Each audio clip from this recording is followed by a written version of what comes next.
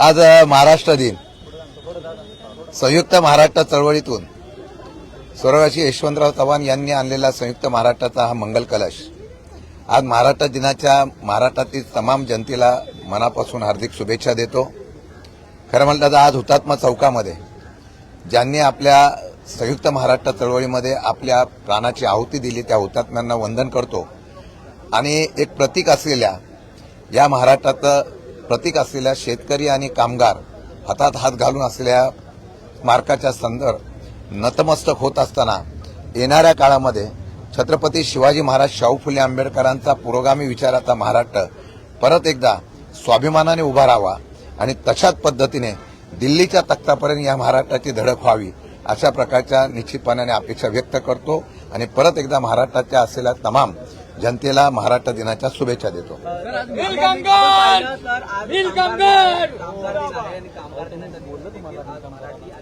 काय बोललं नील कामगारांचा विषयच नाही काढला आणि त्यामध्ये अनेक जण परप्रांतीय त्यांना मराठी बोलता येत नाही, त्यामुळे राज ठाकरेंनी वक्तव्य केले की ज्यांना येत नाही त्यांना आम्ही चांगल्या प्रकारे शिकू असं फक्त वक्तव्याकडे त्याच्या नाही। खरं म्हटलं तर आज महाराष्ट्र दिन आहे। महाराष्ट्र दिनाच्या निमित्ताने मराठी भाषेला सुद्धा प्राधान्य दिलं पाहिजे आणि अशा प्रकारची भूमिका शासनाच्या वतीने काही मंत्र्यांनी घेतलेली असेल तर त्याचं स्वागत व्हायला पाहिजे। मला वाटतं की ते करत असताना मराठी भाषा ही शिकली पाहिजे यासाठी काही काळ देण्याचा निर्णय राज्य सरकारने घेतलेला। आजही आमच्या पक्षाच्या वतीने मराठी भाषा शिकण्याच्या संदर्भामध्ये आजच आम्ही एक प्रशिक्षणाचं उद्घाटन आम्ही संध्याकाळी करतोय। पण महाराष्ट्रामध्ये राहताना मराठी भाषा आली पाहिजे या भूमिकेचं निश्चितपणाने आम्ही स्वागत करतो, परंतु ते करत असताना त्या संदर्भामध्ये कोणी विरोध करत असेल तर इतर राज्यामध्ये जशा पद्धतीने भाषीय वाद किंवा भाषेला प्राधान्य दिलं जातं तशा पद्धतीने महाराष्ट्रात सुद्धा मराठीला प्राधान्य दिलं पाहिजे, दुसऱ्या भाषेला प्राधान्य देऊ नये। जसं काही लोक राष्ट्रभाषा असलेल्या हिंदीची पर्यायी अशा प्रकारचा विषय घेण्याचा प्रयत्न करत होते, त्याला चांगल्या प्रकारचा निर्णय या ठिकाणी होत आहे। मला वाटतं की मराठी भाषेला प्राधान्य दिलं पाहिजे। पाहिलं असेल तर मिसिंग लिंक सारख्या प्रकल्पाचं उद्घाटन आहेत, पण आपल्याच पक्षाच्या नेत्या आणि खासदार सुप्रिया सुळे गेल्या 3 तासापासून एकाच ठिकाणी अडकले आहेत, काय सांगाल? त्यामुळे ते पोहोचू पण शकले नाही कार्यक्रमाला। इव्हेंट सरकार आहे, एखादा प्रकल्प सुरू केला की त्याची जगभर जाहिरात करायची, जसं काही फार मोठ्या प्रमाणात काम केलं अशा प्रकारचं दाखवण्याचा प्रयत्न केला जातो। आज जरी बघितलं तर आज महाराष्ट्रातून येणाऱ्या सगळ्या वाहतुकीच्या संदर्भामध्ये जे काही प्रश्न निर्माण जात आहेत, आज सुप्रियाताई सुळे आमच्या नेत्या या ठिकाणी या असलेल्या कार्यक्रमाला उपस्थित राहणार होत्या। 3 तासापासून ते अडकलेल्या आहेत, कारण आता उद्घाटनाचा मोठा सोहळा होईल, इव्हेंट होईल आणि त्यानंतर सर्वसामान्य जनतेचा त्याचा लाभ घ्यावा अशा प्रकारचा निर्णय घेतला जाईल। मला वाटतं की प्रसिद्धी आणि या प्रसिद्धीच्या माध्यमातून आम्ही काय केलं हे दाखवण्याचा प्रयत्न केला जातोय, पण सामान्य माणसांचे प्रश्न जे आहेत, आज बघितलं असेल गिरणी कामगार इथं आंदोलन करतायत। तुम्ही एका बाजूला फार मोठं डेव्हलपमेंट करून सांगता, पण ज्यांनी मुंबई आणि ज्यांनी महाराष्ट्र उभा केला त्या कामगारांचे सुद्धा प्रश्नासाठी इथं आंदोलन करावं लागतं। मराठी भाषेच्या संदर्भामध्ये इथं येऊन आंदोलन केलं जातं। याचाच अर्थ असा आहे की मूलभूत सुविधा देत असताना जनतेच्या असलेल्या सुविधाकडे दुर्लक्ष होत आहे, हे सुद्धा या ठिकाणच्या आंदोलन सिद्ध होत आहे।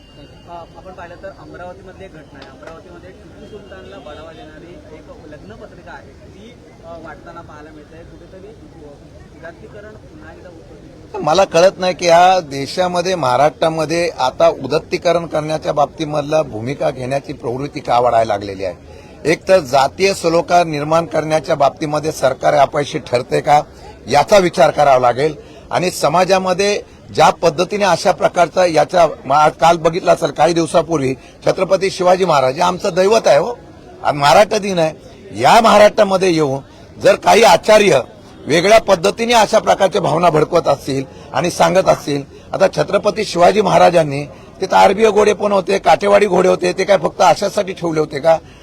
त्यांनी लढाईसाठी ठेवले होते। आता यांना दाखवावं लागेल की घोड्यावर बैठक कशी करावी लागते, घोड्यावर बैठक करून लढाई कशी करावी लागते। अशा प्रकारचा वाद निर्माण करून आपला राजकीय पोळी भाजण्याचा प्रयत्न काही लोक करतात, सामाजिक सलोखा बिघडवण्याचा प्रयत्न करतात। म्हणून मी मगाशी सांगितलं की महाराष्ट्रामध्ये ज्या पद्धतीने सर्व समाजाला एकत्र घेऊन ज्या महाराष्ट्राने स्वाभिमान उभा केला तो करणं गरजेचं आहे। टिपू सुलतानच्या बाबतीमध्ये कोणी अशा प्रकारचं पुढे जाऊन अशा प्रकारचं उदात्तीकरण करत असेल ते पण चुकीचं आहे. भाजपाचा एक प्रश्न आहे. भाजपाचा पुण्यातला एक शाखा त्या ठिकाणी आहे खजिनदार त्यांनी कोंडवा यांना पाकिस्तानचे कराची असल्याचा संबोधन एक व्हिडिओ आहे. कोंडवा म्हणून पुण्यात एक भाग आहे त्याला पाकिस्तान कराची आहे म्हणून त्याचा उल्लेख केला आहे. तो कोण आहे? भारतीय जनता पार्टीचा पदाधिकारी. नाव काय? नाव काय त्याचं?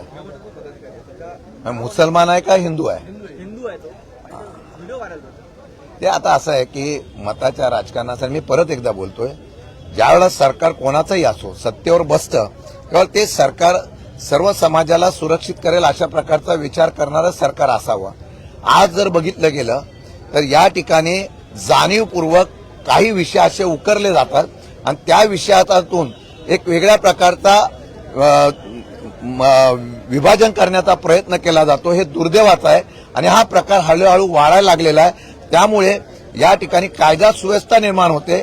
मग अशा प्रकारचं वक्तृत्व करायचं, त्याला कुठल्याही प्रकारचं अंकुश तर त्याला बंधन वरिष्ठ नेते घालत नाही, उलट त्याला खतपाणी घातलं जाताना सांगितलं जातं तुम्ही करताय ते योग्य आहे. मतं मिळवण्यासाठी काही करण्याचा प्रयत्न सध्या होतोय. काँग्रेस 3 वेळा आहे ती मतदानातून माघार घेतली, हॅट्रिक केलेली आहे माघार घेण्याची. कसं बघता या भूमिकेकडे? एक माघार घेण्याच्या संदर्भातला काँग्रेसने निर्णय घेतलेला असेल त्याचं मी स्वागत करतो. आज जर बघितलं असेल तर आजच्या दिवसामध्ये महाविकास आघाडी एकसंघ राहावी म्हणून सगळ्यांनी मागं पुढे होऊन विरोधकाची एकजूट उभी राहावी म्हणून केलेला निर्णय काँग्रेसने केलेला असं त्याचं स्वागत आहे. निर्णय काही असला प्रत्येकाला इच्छा असते, आमच्या पण पक्षामध्ये इच्छुक होते, परंतु ज्यावेळेला आपल्या मताच्या विभागणीचा फायदा दुसऱ्याला होऊ नये याचा विचार करून केलेल्या निर्णयाबद्दल काँग्रेसचा मनापासून आभार व्यक्त करतो आणि भविष्य काळामध्ये अशा प्रकारची एकजूट करून आम्ही येणाऱ्या सर्व निवडणुका समोरपणे जाण्याचा निर्णय घेऊ.